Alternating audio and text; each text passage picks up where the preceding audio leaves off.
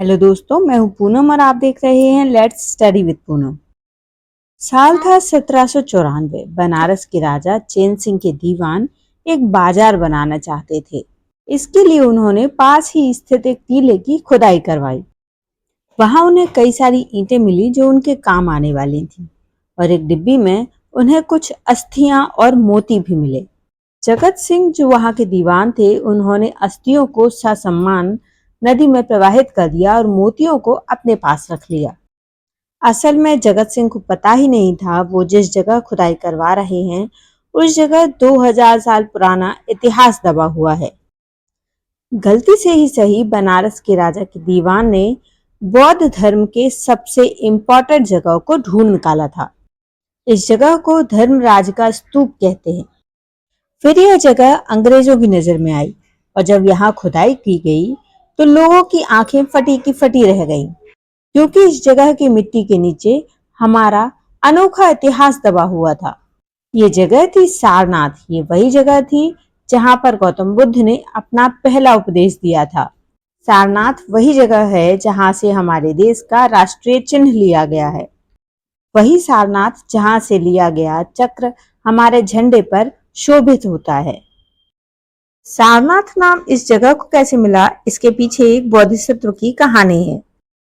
बोधिसत्व की जातक कथाओं के अनुसार एक बार एक राजा हंस का यहाँ पर शिकार कर रहे थे।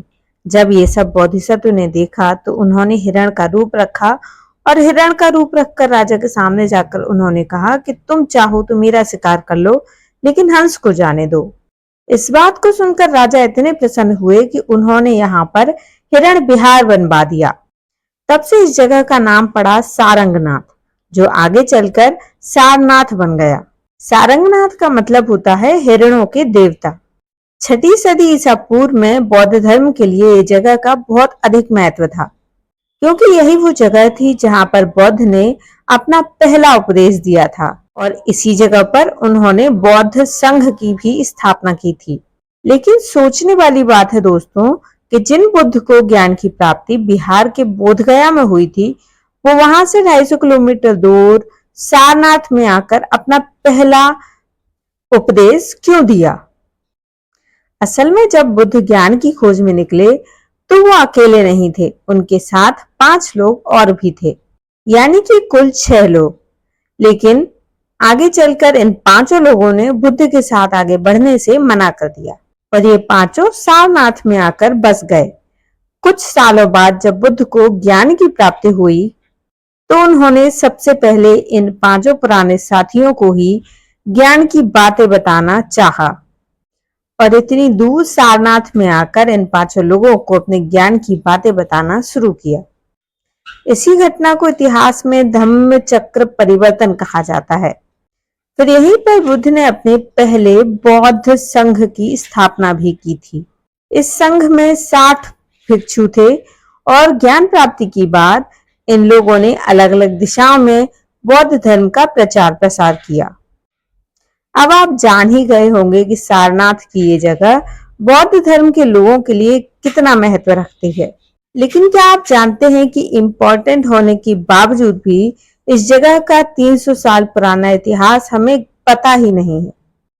यानी कि बुद्ध के ज्ञान देने से लेकर अशोक के काल तक का इतिहास हमें ठीक से पता नहीं है, क्योंकि हमारे पास इसे जानने के लिए कोई आर्कियोलॉजिकल या लिटरेरी सोर्स नहीं है। इस जगह की जानकारी हमें सीधे मिलती है अशोक के काल से। कलिंग का युद्ध जीतने के बाद अशोक ने बौद्ध धर्म को अपनाया और सारनाथ में कई सारे काम करवाए, और एक स्तूप भी बनवाया जिसके बारे में हम बात कर रहे हैं। इसे धर्मराज स्तूप कहा जाता है।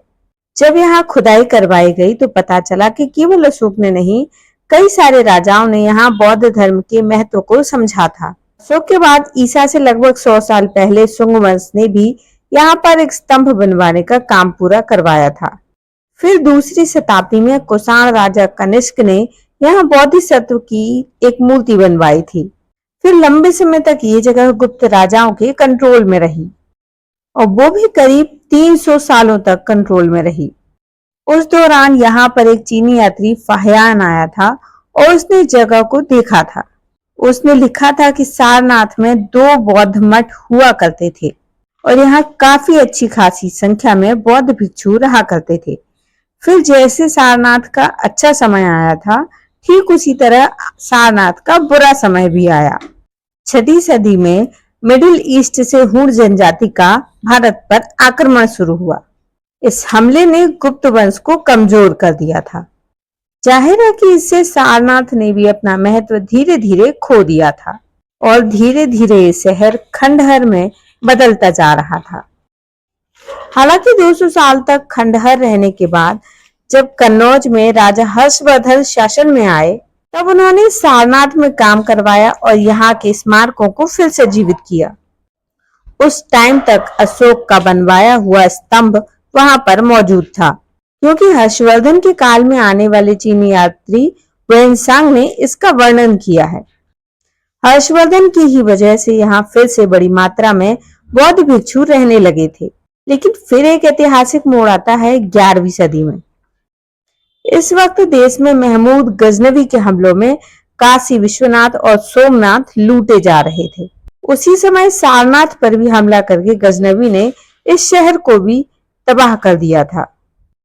फिर इस तबाह शहर को 12वीं सदी में कन्नौज के राजा गोविंद चंद की पत्नी रानी कुमारी ने ठीक कराया था। बौद्ध धर्म को मानने वाली कुमारी देवी ने यहाँ एक मठ का निर्माण करवाया था। हालांकि फिर भी ये शहर अपने पुराने हाल में वापस नहीं लौट पाया था। फिर सल्तनत काल में इस शहर पर किसी का ध्यान नहीं गया।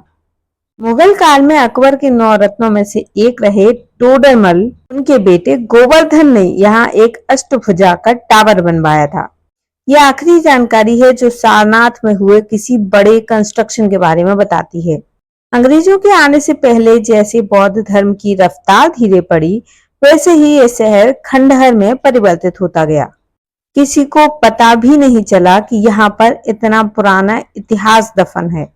लोग यहाँ से ईंटें निकालकर अपना घर बनाने में इस्तेमाल कर लिया करते थे।